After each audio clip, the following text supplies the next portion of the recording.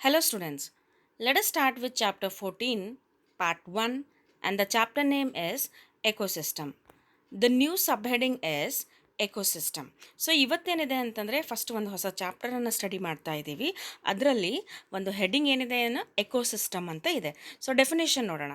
An ecosystem is a functional unit of nature. So ಎಕೋಸಿಸ್ಟಮನ್ನು ಏನಂತ consider ಮಾಡ್ತಾ ಇದ್ದಾರೆ? It is a functional unit of nature ಅಂತ consider ಮಾಡ್ತಾರೆ. Where living organisms interact among themself and also with the surrounding physical environment. So ಇಲ್ಲೇನು ಹೇಳ್ತಾ ಇದ್ದಾರೆ ಎಕೋಸಿಸ್ಟಮ್ನಲ್ಲಿ? ಸೊ ಲಿವಿಂಗ್ ಆರ್ಗ್ಯಾನಿಸಮ್ಸ್ ಏನಾಗುತ್ತೆ, they will be interacting among themself. ಅಂದ್ರೆ ಅರ್ಥ ಏನು ಅಂದರೆ, ಒಂದು ಲಿವಿಂಗ್ ಆರ್ಗ್ಯಾನಿಸಮು ಇನ್ನೊಂದು ಲಿವಿಂಗ್ ಆರ್ಗ್ಯಾನಿಸಮ್ಸ್ ಜೊತೆ ಏನಿದೆ ಅಂದರೆ ಇಂಟರಾಕ್ಷನ್ ಆಗುತ್ತೆ. And also with the surrounding physical environment. ಅದ್ರ ಜೊತೆಗೆ ಏನಿದೆ ಅಂತಂದರೆ, ಈ ಲಿವಿಂಗ್ ಆರ್ಗ್ಯಾನಿಸಮ್ಸು ತನ್ನ ಸುತ್ತಲೂ ಏನು ಸರೌಂಡಿಂಗ್ ಎನ್ವಿರಾನ್ಮೆಂಟ್ ಇದೆನೋ ಅದ್ರ ಜೊತೆನೂ ಕೂಡ ಇಂಟರಾಕ್ಷನ್ಸ್ ಇರುತ್ತೆ. ಈಗ ಸರೌಂಡಿಂಗ್ ಫಿಸಿಕಲ್ ಎನ್ವಿರಾನ್ಮೆಂಟ್ ಅಂದಾಗ ಟೆಂಪ್ರೇಚರ್ ಇರ್ಬೋದು, ವಾಟರ್ ಇರ್ಬೋದು, ಸಾಯಿಲ್ ಇರ್ಬೋದು, ಲೈಟ್ ಇರ್ಬೋದು, ಇವೆಲ್ಲದರ ಜೊತೆ ಏನಿದೆ ಅಂತಂದರೆ ಲಿವಿಂಗ್ ಆರ್ಗ್ಯಾನಿಸಮ್ಸ್ದು ಇಂಟರಾಕ್ಷನ್ ಇರುತ್ತೆ. ಇದು definition of an ecosystem. So next ಸ್ಲೈಡ್ನಲ್ಲಿ ಹೋಗೋಣ. ಸೊ ನೆಕ್ಸ್ಟ್ ಸ್ಲೈಡ್ನಲ್ಲಿ ಏನಿದೆ ಅಂದರೆ ಟೈಪ್ಸ್ ಆಫ್ ಎಕೋಸಿಸ್ಟಮ್. ಸೊ ಇವಾಗ ಟೈಪ್ಸ್ ಆಫ್ ಎಕೋಸಿಸ್ಟಮ್ನಲ್ಲಿ ಏನಿದೆ ಅಂದರೆ 3 ಟೈಪ್ಸು ಬರುತ್ತೆ. First one is terrestrial ecosystem, second one aquatic ecosystem, third one ಏನಿದೆ ಅಂತಂದರೆ ಮ್ಯಾನ್ ಮೇಡ್ ಎಕೋಸಿಸ್ಟಮ್ ಅಂತ ಬರುತ್ತೆ. So one by one study ಮಾಡೋಣ. ಇವಾಗ ಟೆರಿಸ್ಟ್ರಿಯಲ್ ಎಕೋಸಿಸ್ಟಮ್ ಅಂತಂದರೆ ಯಾವ ಎಕೋಸಿಸ್ಟಮ್ಮು ಲ್ಯಾಂಡ್ ಮೇಲಿರುತ್ತೆ ಅದನ್ನು ಟೆರಿಸ್ಟ್ರಿಯಲ್ ಎಕೋಸಿಸ್ಟಮ್ ಅಂತ ಹೇಳ್ತೀವಿ. ಸೊ ಎಕ್ಸಾಂಪಲ್ಸ್ ಅಂದಾಗ ಫಾರೆಸ್ಟ್, ಗ್ರಾಸ್ಲ್ಯಾಂಡ್, ಡೆಸರ್ಟ್ ಎಕ್ಸೆಟ್ರಾ ಇವೆಲ್ಲನೂ ಏನಿದೆ ಅಂತಂದರೆ ಲ್ಯಾಂಡ್ ಮೇಲೆ ಇರ್ತಕ್ಕಂಥ ಎಕೋಸಿಸ್ಟಮ್ಸು. ಹಾಗಾಗಿ ಟೆರಿಸ್ಟ್ರಿಯಲ್ ಎಕೋಸಿಸ್ಟಮ್ನ ಅಂಡರ್ನಲ್ಲಿ ಬರುತ್ತೆ. ಸೆಕೆಂಡ್ ಒನ್ ಎಕೋಸಿಸ್ಟಮ್ ಏನಿದೆ ಅಂದರೆ ಅಕ್ವಾಟಿಕ್ ಎಕೋಸಿಸ್ಟಮ್ ಅಂತ ಬರುತ್ತೆ. ಅಕ್ವಾಟಿಕ್ ಎಕೋಸಿಸ್ಟಮ್ ಅಂತಂದರೆ ನೀರಿನಲ್ಲಿ ಇರ್ತಕ್ಕಂಥದ್ದು ಎಲ್ಲನೂ ಏನಿದೆ ಅಂತಂದರೆ ಆ ಎಕೋಸಿಸ್ಟಮನ್ನು ಅಕ್ವಾಟಿಕ್ ಎಕೋಸಿಸ್ಟಮ್ ಅಂತ ಕನ್ಸಿಡರ್ ಮಾಡ್ತೀವಿ. So for example pond ecosystem ಆಗಿರ್ಬೋದು, lake, wetlands, river and estuaries ಇವೆಲ್ಲ ಏನಿದೆ ಅಂದರೆ ಅಕ್ವಾಟಿಕ್ ಎಕೋಸಿಸ್ಟಮ್ ಅಂಡರ್ನಲ್ಲಿ ಬರುತ್ತೆ. ಮೂರನೇದೇನಿದೆ ಅಂತಂದರೆ ಮ್ಯಾನ್ ಮೇಡ್ ಎಕೋಸಿಸ್ಟಮ್ ಅಂತ ಬರುತ್ತೆ. ಸೊ ಮ್ಯಾನ್ ಮೇಡ್ ಎಕೋಸಿಸ್ಟಮ್ ಅಂದಾಗ one which is created by the man. So ಈ ಮನುಷ್ಯ ಕ್ರಿಯೇಟ್ ಮಾಡಿರೋವಂಥದ್ದು ಯಾವುದು ಇರ್ಬೋದು ಅಂದರೆ ಕ್ರಾಪ್ ಫೀಲ್ಡ್ಸ್ ಆಗಿರ್ಬೋದು, ಎಕ್ವೇರಿಯಮ್ ಆಗಿರ್ಬೋದು, ಗಾರ್ಡನ್ ಆಗಿರ್ಬೋದು, ಇವೆಲ್ಲ ಏನಿದೆ ಅಂತಂತಂದರೆ ಮ್ಯಾನ್ ಮೇಡ್ ಆ್ಯಕ್ಟಿವಿಟೀಸ್ಲಿಂದ ಇರೋದ್ರಿಂದ ಮ್ಯಾನ್ ಮೇಡ್ ಎಕೋಸಿಸ್ಟಮ್ ಅಂಡರ್ನಲ್ಲಿ ಬರುತ್ತೆ. ಸೊ ಇವು ಮೂರನ್ನು ಏನಂತ ಕನ್ಸಿಡರ್ ಮಾಡ್ತೀವಿ? Types of ecosystem.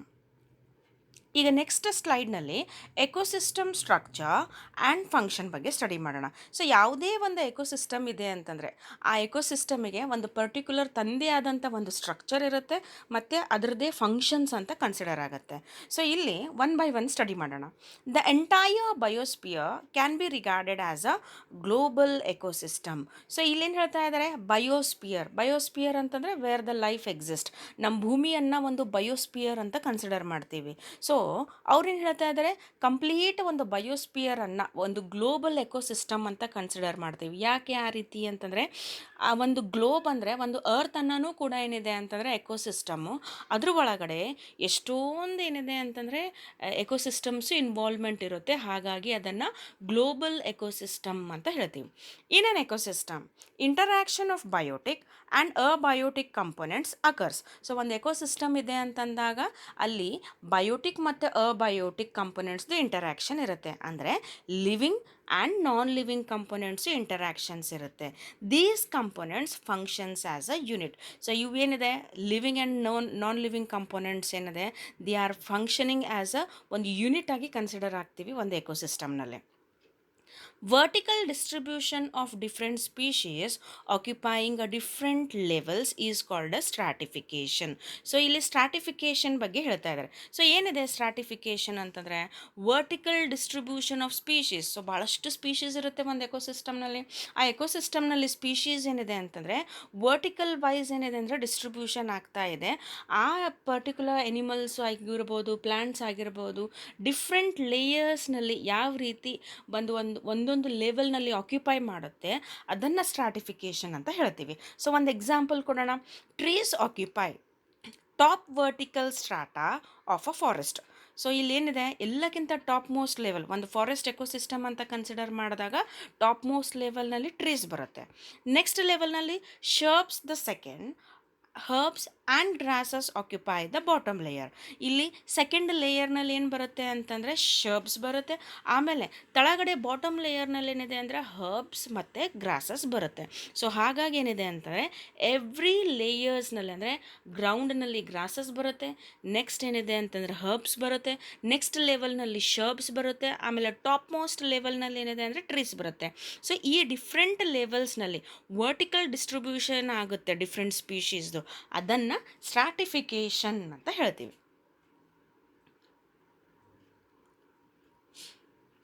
So next ಒಂದು ಎಕ್ಸಾಂಪಲ್ ಕೊಟ್ಟಿದ್ದಾರೆ, ಪೌಂಡ್ ಎಕೋಸಿಸ್ಟಮ್ ಅಂತ ಹೇಳಿದೆ. ಇದನ್ನು ಎಕ್ವಾಟಿಕ್ ಎಕೋಸಿಸ್ಟಮ್ನಂದು ಒಂದು ಸ್ಟ್ರಕ್ಚರ್ ಮತ್ತು ಫಂಕ್ಷನನ್ನು ಸ್ಟಡಿ ಮಾಡೋಣ. ಸೊ ಏನಿದೆ pond ecosystem? A pond is a shallow, simple, self-sustainable water body that exhibit all the basic components of an ecosystem. So ಒಂದು ಪೌಂಡ್ ಎಕೋಸಿಸ್ಟಮ್ ಬಗ್ಗೆ ಡಿಸ್ಕ್ರೈಬ್ ಮಾಡ್ತಾ ಇದ್ದಾರೆ. ಏನಂತ ಹೇಳ್ತಾ ಇದ್ದಾರೆ?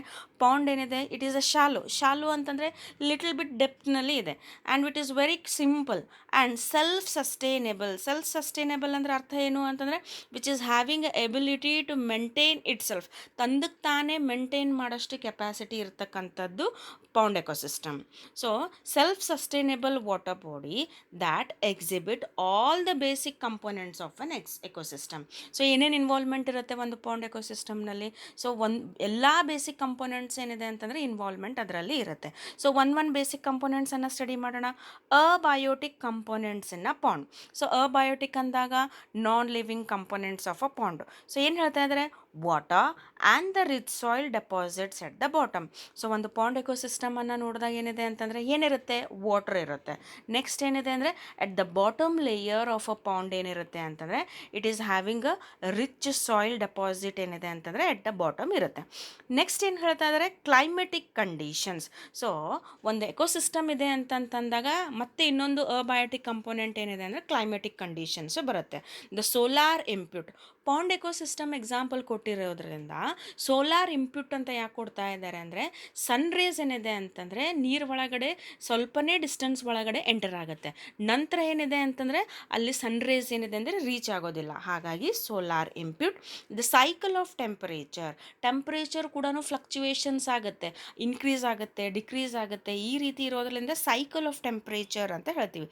Next day length. ಸೂರ್ಯನ ಕಿರಣಗಳು ಏನಿದೆ ಅಂತಂದರೆ ಡೇ ಲೆಂತ್ ಎಷ್ಟು ಲಾಂಗ್ ಇರುತ್ತೆ, ಅದರ ಲೆಂತ್ ಎಷ್ಟಿದೆ, ಅದರ ರಿಲೇಟೆಡ್ ಏನಿದೆ ಅಂದರೆ ಡೇ ಲೆಂತ್ ಎಕ್ಸೆಟ್ರಾ ಅಂತ ಕೊಟ್ಟಿದ್ದಾರೆ. ಸೊ ನೆಕ್ಸ್ಟ್ ಸ್ಲೈಡಿಗೆ ಹೋಗೋಣ. ನೆಕ್ಸ್ಟ್ ಸ್ಲೈಡ್ನಲ್ಲಿ ಪಾಂಡ್ ಎಕೋಸಿಸ್ಟಮ್ದು ಏನಿದೆ ಪಾಯಿಂಟ್ಸ್ ಏನಂತ ಕೊಟ್ಟಿದ್ದಾರೆ? ಆಟೋಟ್ರಾಪಿಕ್ ಕಂಪೋನೆಂಟ್ಸ್. ಆಟೋಟ್ರಾಪಿಕ್ ಅಂತಂದ್ರೇನು? ದ ಮೇನ್ಲಿ ಎಕ್ಸಾಂಪಲ್ ಏನಿದೆ ಅಂದರೆ ಪ್ಲಾಂಟ್ಸ್ ಬರುತ್ತೆ, ಯಾಕಂದರೆ plants they produce their own food. So ಹಾಗಾಗಿ ಅವೆಲ್ಲ ಆಟೋಟ್ರಾಪಿಕ್ ಅಂತ ಕನ್ಸಿಡರ್ ಆಗುತ್ತೆ. ಈಗ ಯಾವ್ಯಾವ ಎಕ್ಸಾಂಪಲ್ಸ್ ಏನಿದೆ ಅಂದರೆ ಪ್ಲಾಂಟ್ಸ್ ಬರುತ್ತೆ ಅಂದರೆ phytoplanktons, some algae and the floating submerged and marginal plants ಬರುತ್ತೆ. ಸೊ ಇದರಲ್ಲೆಲ್ಲ ಆಟೋಟ್ರಾಪಿಕ್ ಏನಿದೆ ಅಂದರೆ ಪ್ಲಾಂಟ್ಸ್ ಇನ್ಕ್ಲೂಡ್ ಆಗುತ್ತೆ. ಸೊ ಫೈಟೋಪ್ಲಾಂಟನ್ಸ್ ಅಂತಂದರೆ ಮೈಕ್ರೋಸ್ಕೋಪಿಕ್ ಪ್ಲಾಂಟ್ ಬರುತ್ತೆ ಫೈಟೋಪ್ಲಾಂಟನ್ಸ್ ಅಂದಾಗ. ನೆಕ್ಸ್ಟು ಅಲ್ಗೆ ಬರುತ್ತೆ, ಆಮೇಲೆ ಆ್ಯಂಡ್ ದ ಫ್ಲೋಟಿಂಗ್ ಅಂದರೆ ನೀರಿನಲ್ಲಿ ತೇಲಾಡ್ತಾ ಇರ್ಬೋದು, ಸಬ್ಮರ್ಜ್ಡ್ ಅಂದರೆ ಕಂಪ್ಲೀಟ್ಲಿ ಅಂಡರ್ ವಾಟರ್ನಲ್ಲಿರ್ಬೋದು ಪ್ಲ್ಯಾಂಟ್ಸು. ನೆಕ್ಸ್ಟು ಮಾರ್ಜಿನಲ್ ಅಂತಂದಾಗ ಏನಿದೆ ಅಂತಂದರೆ ಆ ಪಾಂಡ್ ಎಕೋಸಿಸ್ಟಮ್ ಮಾರ್ಜಿನ್ ಅಂದರೆ ಕೊನೆಗೆ ತುದಿಗಾದರೂ ಇರ್ಬೋದು. ಈ ಮೂರು ರೀತಿಯಲ್ಲಿ ಏನಿದೆ ಅಂತಂದರೆ ಆಟೋಟ್ರಾಪಿಕ್ ಪ್ಲ್ಯಾಂಟ್ಸು ಪಾಂಡ್ ಎಕೋಸಿಸ್ಟಮ್ನಲ್ಲಿ ಬರುತ್ತೆ. ಅದು ಫ್ಲೋಟಿಂಗ್ ಇರ್ಬೋದು, submerged and marginal plants. So ಇದ್ರ ಜೊತೆಗೆ ಫೈಟೋಪ್ಲಾಂಟನ್ಸ್ ಆ್ಯಂಡ್ ಸಮ್ ಆಫ್ ದ ಅಲ್ಗೆ ಏನಿದೆ ಅಂತಂದರೆ ಪೌಂಡ್ ಎಕೋಸಿಸ್ಟಮ್ನಲ್ಲಿ ಬರುತ್ತೆ.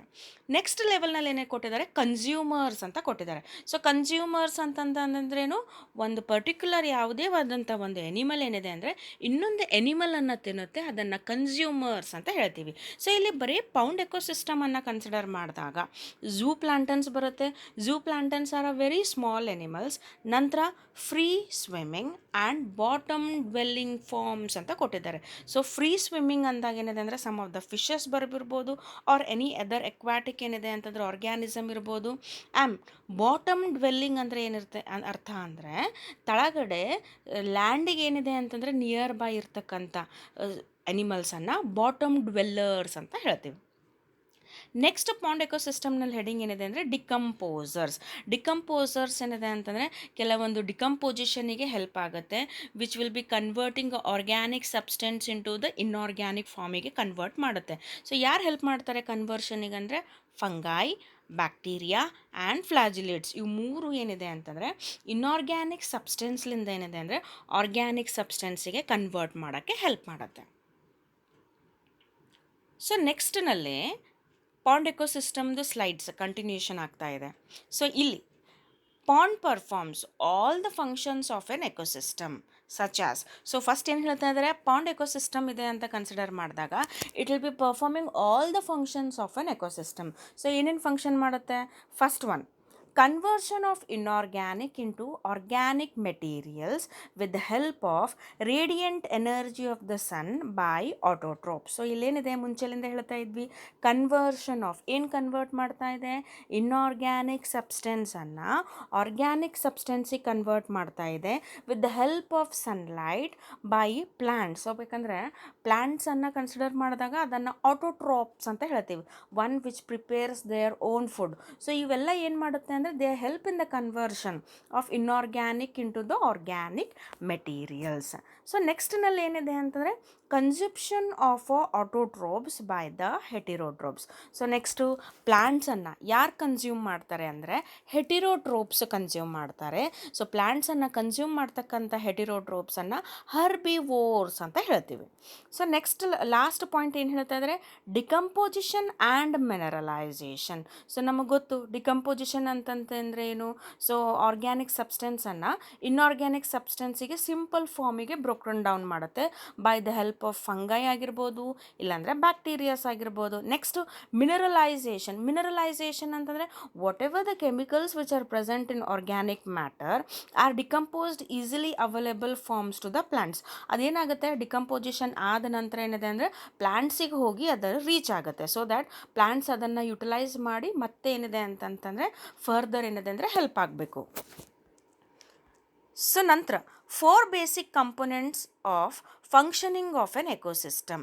ಸೊ ಫಸ್ಟ್ ಒನ್ ಏನಿದೆ, 4 ಬೇಸಿಕ್ ಕಂಪೋನೆಂಟ್ಸ್ ಆಫ್ ಎಕೋಸಿಸ್ಟಮ್ನಲ್ಲಿ first one is productivity, second one ಏನಿದೆ ಡಿಕಂಪೋಸಿಷನ್, ಥರ್ಡ್ ಒನ್ ಏನಿದೆ ಅಂತಂತಂದರೆ energy flow, and the last one ಏನಿದೆ ಅಂದರೆ ನ್ಯೂಟ್ರಿಯೆಂಟ್ ಸೈಕ್ಲಿಂಗ್.